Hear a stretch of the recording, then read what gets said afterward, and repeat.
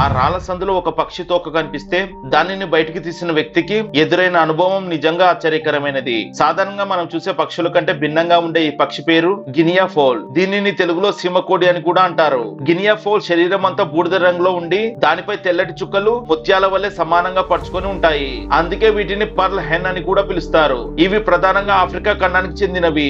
Guinea foul పిల్లలు చాలా సున్నితమైనవి. శత్రువుల నుంచి తమ పిల్లలను కాపాడుకోవడానికి తల్లి పక్షులు చెట్ల తొర్రలు లేదా రాళ్ల సందుల వంటి రహస్య ప్రదేశాల్లో గుట్టు పెట్టి పొదుగుతాయి. ఇది వాటి సహజ సిద్ధమైన స్వభావం. అప్పుడే పుట్టిన పిల్లలు చలికి తట్టుకోలేవు. చలి వల్ల అవి అనారోగ్యం పాలయ్యే అవకాశం ఉంటుంది. అందుకే తల్లి పక్షి తన రెక్కల కింద వాటిని వెచ్చగా ఉంచుకుంటుంది. ఏదైనా ప్రమాదం ఎదురైనా తల్లి తమ పిల్లలను వదిలి పారిపోదు. సాధారణ కోడి మాంసం కంటే గినియా ఫౌల్ మాంసం చాలా మెత్తగా, రుచిగా మరియు పోషకాలతో నిండి ఉంటుంది. అందుకే చాలా మంది వీటిని వ్యవసాయ క్షేత్రాల్లో పెంచుతారు. మనం పెంచుకునే గినియా ఫౌల్ కాకుండా అడవుల్లో ఉండే అడవి సింహకోళ్లను పట్టుకోవడం నేరం.